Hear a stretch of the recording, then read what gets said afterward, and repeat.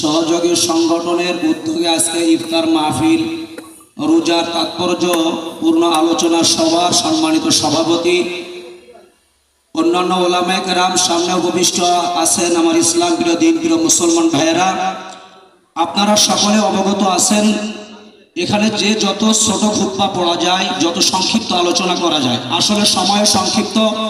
আমি 2-3 মিনিটের মধ্যে আমার আলোচনা শেষ করে দিতেছি।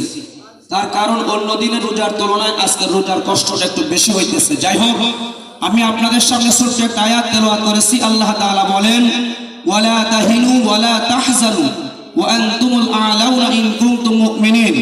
আল্লাহ তাআলা কোরআনে কারীমের মধ্যে এই ছোট্ট একটা আয়াতের মধ্যে বলেন, তোমাদের কোনো ভয় নাই, টেনশন নাই, চিন্তা নাই, যদি তোমরা মুমিন হও অবশ্যই ইসলামী হুকুমত, অবশ্যই আল্লাহর জমিনে আল্লাহ তাআলা ইসলাম প্রতিষ্ঠিত করিয়ে দিবেন। এটা আল্লাহর ওয়াদা। বলেন আলহামদুলিল্লাহ।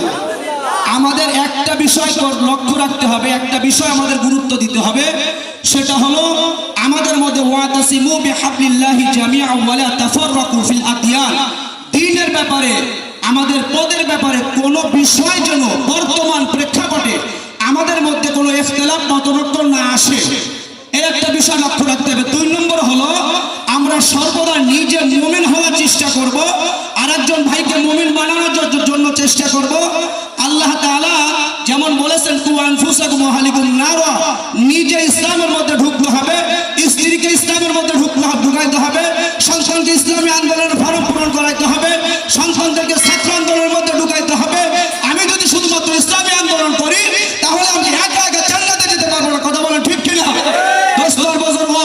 আমরা যদি নিজেরা শাইখ রহমাতুল্লাহ আলাইহির কথা মানি, বর্তমান শাইখের কথাকে যদি ফলো করি, এই যে আজকে 24 আগস্টের যে গণ অভ্যুত্থান দেখতেছেন, আজকে যে বিজয় দেখতেছেন, এই বিজয়ের পিছনে শাইখ চরমনাই ফজলুল করিম হাফিজাহুল্লাহ তাআলা সবথেকে ছাত্রদের পরে দ্বিতীয় ভূমিকা হলো হযরতের। কথা বলেন ঠিক কিনা?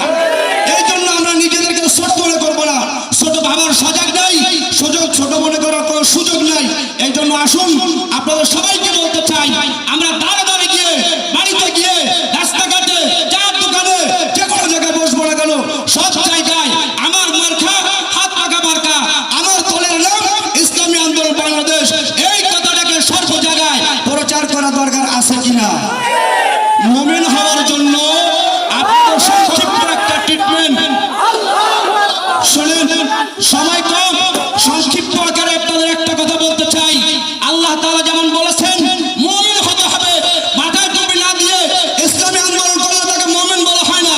মুখে দাড়ি না রেখে ইসলাম শব্দ বানাল লাগালে ইসলাম শব্দ হয় না, ইসলাম কায়েম করা সম্ভব না।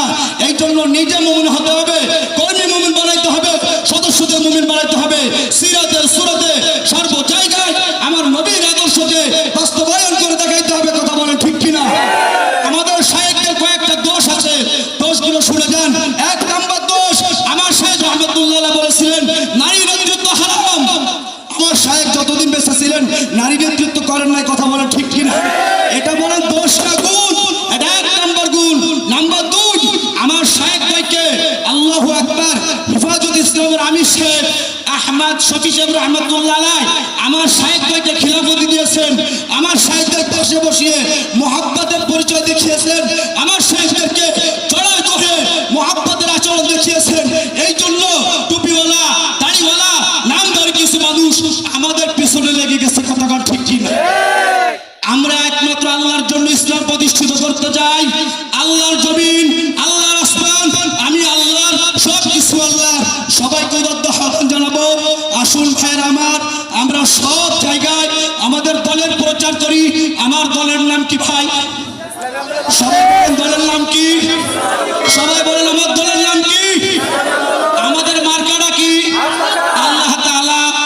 সংক্ষিপ্ত করে যা কিছু বললাম, আমাদের দলের প্রচার প্রসার করে আমি, আমার ছেলে সন্তান, স্ত্রী, পরিবার, পরিজন যারা আছে তাদেরকে ইসলামী আন্দোলনের মধ্যে ঢোকার তৌফিক দান করুক। সকলে বলি আমিন।